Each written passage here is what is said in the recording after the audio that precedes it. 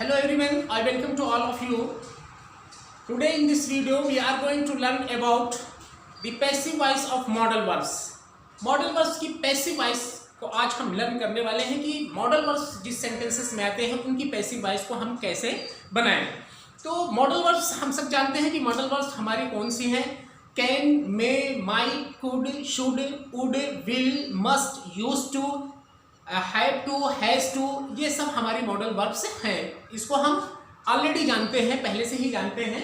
तो इनकी जिस सेंटेंसेस में ये मॉडल वर्ब्स आते हैं उनको हम कैसे पैसिव वॉइस में चेंज करते हैं, आज इस वीडियो लेक्चर में हम यही सीखेंगे, इसी को लर्न करने वाले हैं. इसका स्ट्रक्चर है कि हम ऑब्जेक्ट को लिखते हैं, मॉडल वर्ब लिखते हैं, बी लिखते हैं और बीन लिखते हैं, वर्ब की थर्ड फॉर्म लिखते हैं. दोनों में से कोई एक लिखा जाएगा, ये ऑप्शन है. अब जब ऑप्शनल है तो आप कब बी का यूज करेंगे और कब बीन का यूज करेंगे ये भी जानना हमारे लिए जरूरी है. तो could have, would have, should have, must have, may have, might have, यदि सेंटेंस में इनका यूज हुआ है तो हम बीन का यूज करेंगे, अदरवाइज हम बी का यूज करते हैं. कैन के साथ बी का यूज, मे के साथ बी का यूज, मस्ट के साथ बी का यूज. लेकिन जब इन्हीं मॉडल के साथ हैव आ जाती है तो हम क्या करते हैं, बीन का यूज करते हैं. ये कॉन्सेप्ट, ये पॉइंट आपका क्लियर हुआ, बी और बीन वाला कहाँ होता है. ठीक है, तो आइए हम इसको लर्न करते हैं, बनाते हैं. He can solve this question. Ability की बात हुई है, वो इस क्वेश्चन को हल कर सकता है, सॉल्व कर सकता है. ये हमारी कैन, हमारी क्या है, मॉडल वर्ब है. तो हमने क्या लिखा है कि ऑब्जेक्ट को हम पहले लिखते हैं. इस सेंटेंस में ऑब्जेक्ट जो हमारा है वो दिस क्वेश्चन है, तो इसको हम क्या बनाएंगे, सब्जेक्ट बना लेते हैं, दिस क्वेश्चन. दिस क्वेश्चन, उसके बाद मॉडल वर्ब ऑलरेडी हमें मिली हुई है कैन, कहीं अलग से हमको तो लाना नहीं है. सेंटेंस में जो मॉडल वर्ब रहेगी उसी को लिखेंगे, दिस क्वेश्चन कैन. उसके बाद बी का यूज, फिर वर्ब की थर्ड फॉर्म सॉल्व्ड. और वो वाला काम जो बाई वाला करते हैं और सब्जेक्ट को लिखते हैं वो वाला काम तो चलता ही रहेगा, बाई हिम, इस तरह से. या यहां पे आप यूं भी लिख लो कि बाई लिखते हैं और प्लस सब्जेक्ट को ऑब्जेक्ट के स्थान पे लिखते हैं.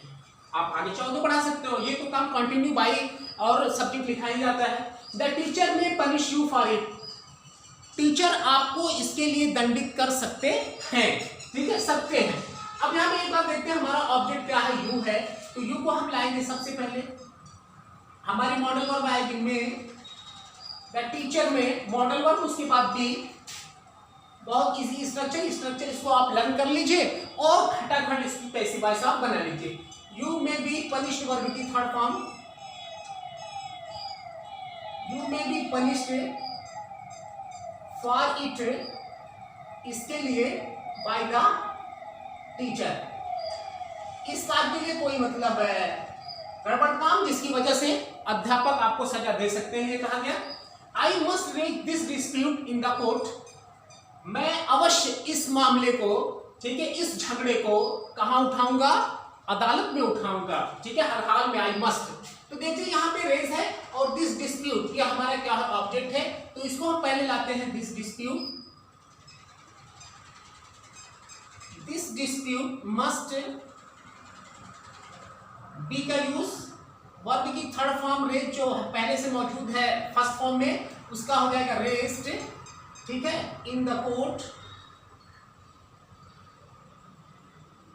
बाई का यूज, कौन, आई, मी.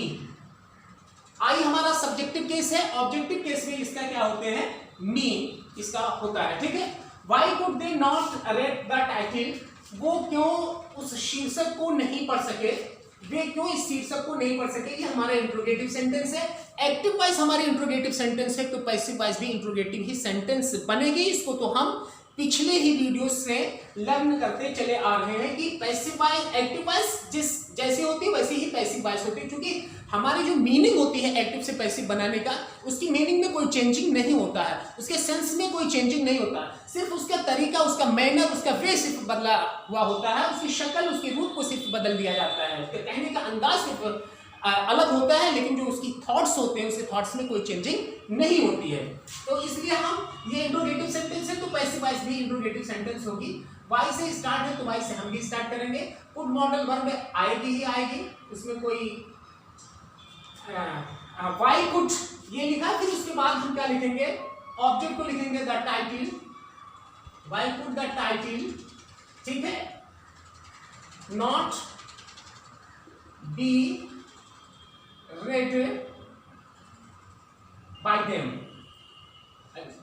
by them, ये हो गया हमारा पैसिव वॉइस।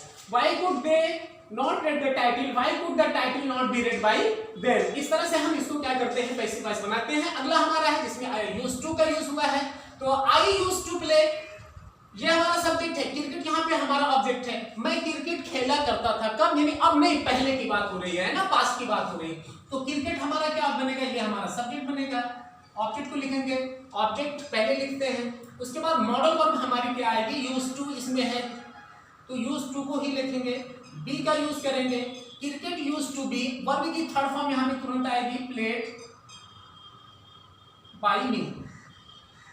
देखिए कितना इजी है, इसमें कोई टेंशन की बात ही नहीं। जिस तरह से आप पिछली वीडियोस में एक्टिव से पैसिव बनाना लर्न किए हो, उसी भी यहाँ पे हम चेंज करते हैं। सिर्फ आपको क्या करना है, स्ट्रक्चर ये जो है अपने दिमाग में इसको फिट कर लो कि मॉडल वर्ब्स का ये स्ट्रक्चर हमारा है।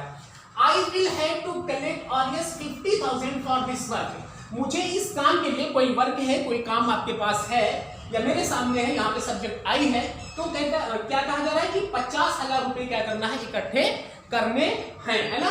आई विल हैव टू, मुझे इकट्ठे करने होंगे, मुझे इकट्ठे करने होंगे। तो आई हमारा सब्जेक्ट है, 50,000 हमारा क्या है, ये हमारा ऑब्जेक्ट है, इसी को हम पहले लिखेंगे आर एस 50,000, ठीक। उसके बाद क्या होगा, विल हैव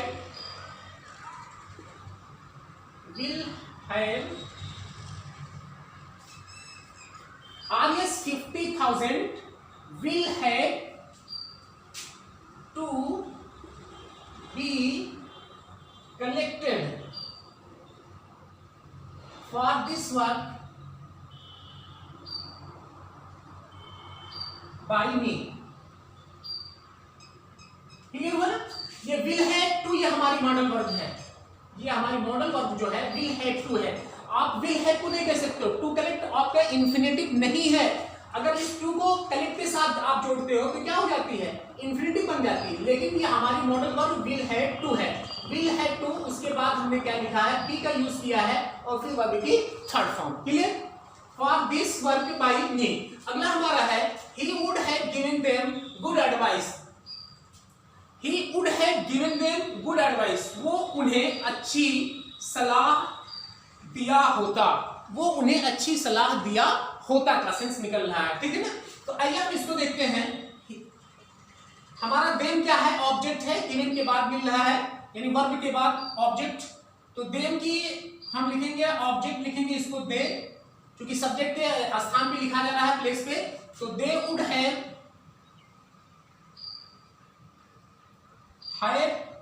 बीन होगा यहाँ पे, क्लियर हो ना। क्योंकि यहाँ पे हमको हैव मिला, वुड हैव मिला। वुड हैव कहां पर है, इस कैटेगरी में है जिसमें हम बीन लाएंगे। तो यहाँ पे would have been, they would have been given, they would have been given good advice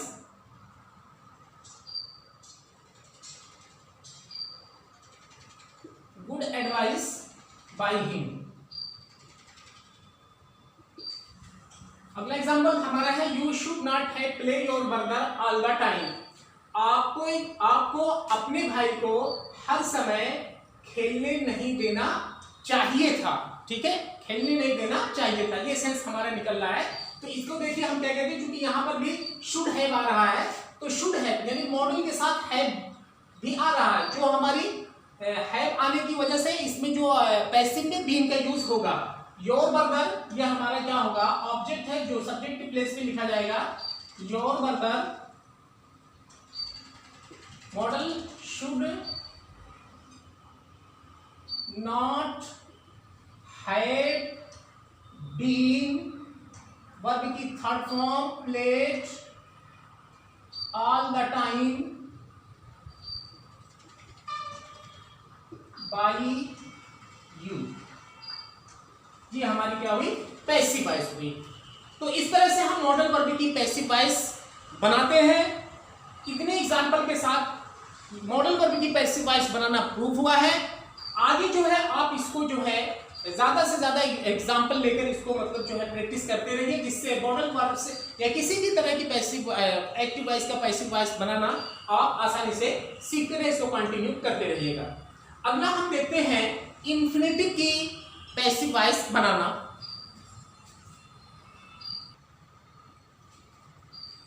I have nothing to worry about.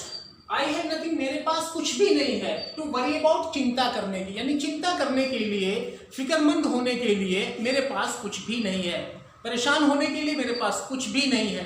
तो ये सेंटेंस कैसा है, किस तरह का है, इसलिए तो मॉडल वर्ब नहीं है। आई हैव इसमें पास्ट नामक क्रिया है ना। आई हैव है जिसका सेंस पास्ट पोजेशन को मेंशन कर रहा है। दूसरी ये हम देख रहे हैं कि यहाँ पे क्या है, इंफिनिटिव का यूज हुआ है। तो यानी जिस सेंटेंसेस में इंफिनिटिव का यूज होता है उसकी पैसिव वॉइस हम कैसे बनाएं।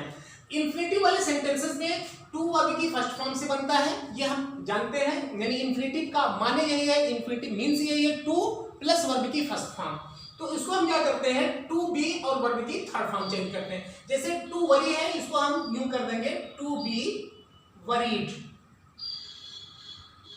ये हो जाएगा हमारा। यानी इस इंफिनिटिव को किस रूप में, to be worried, to be verb की थर्ड फॉर्म। तो इसमें कुछ करना नहीं है। आई हैव नथिंग, हम लिखेंगे I have nothing to be worried.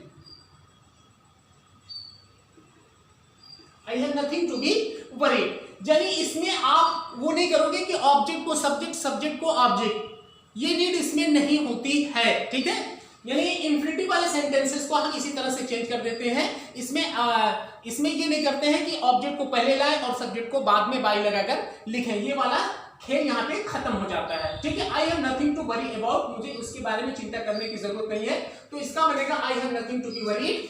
अब अबाउट कोई जरूरत नहीं है लिखने की, या अगर आप बहुत ज्यादा शौकीन हो तो लिख भी सकते हो, लेकिन उसका सेंस, उसकी मीनिंग कुछ भी नहीं निकल रही है। वो अगर हम वरीड अबाउट ना लिखें तब भी वही सेंस दे रहा, और लिखें तब भी वही सेंस दे रहा, तो उसकी कोई नीड नहीं है। There are 50 kg sweets to distribute amongst students. 50 kg क्या है, 50 kg 50 किलो मिठाइयां हैं जो बांटी जानी है किसके बीच में, विद्यार्थियों के बीच में, छात्रों के बीच में, ठीक है। देयर आर होना पाया गया है, टू डिस्ट्रीब्यूट, यहाँ पे देखिए डिस्ट्रीब्यूट बांटना, तो ये क्या हो जाएगा, टू बी डिस्ट्रीब्यूटेड हो जाएगा, और कुछ नहीं करना। देयर आर, हम लिखेंगे there are 50 kg sweets to be distributed, to be distributed amongst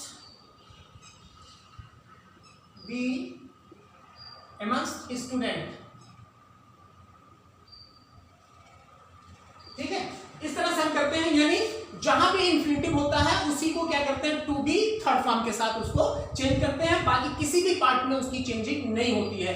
there is nothing to eat in the kitchen, kitchen में खाने के लिए कुछ भी नहीं है, तो आप क्या करोगे, there is nothing to eat, जो आपका पार्ट है इसी को आपको सिर्फ ये कर देना है, टू बी ईटन, और बाकी किसी भी पार्ट में कोई चेंजिंग नहीं होगी।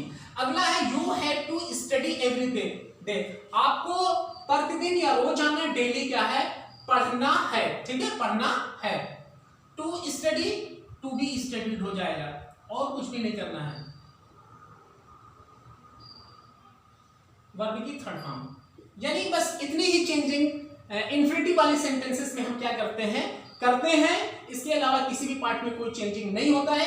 तो आज की इस वीडियो में हमने मॉडल वर्ब्स की पैसिव वॉइस बनाना सीखा, साथ ही साथ यदि सेंटेंस में इंफिनिटिव आती है तो इंफिनिटिव वाले सेंटेंसेस की कैसे पैसिव वॉइस बनाते हैं उसको भी हमने क्या किया है, लर्न कर लिया है। आज की वीडियो में बस इतना ही, अगली वीडियो में हम पैसिव वॉइस के दूसरे कॉन्सेप्ट के साथ आपसे मिलेंगे।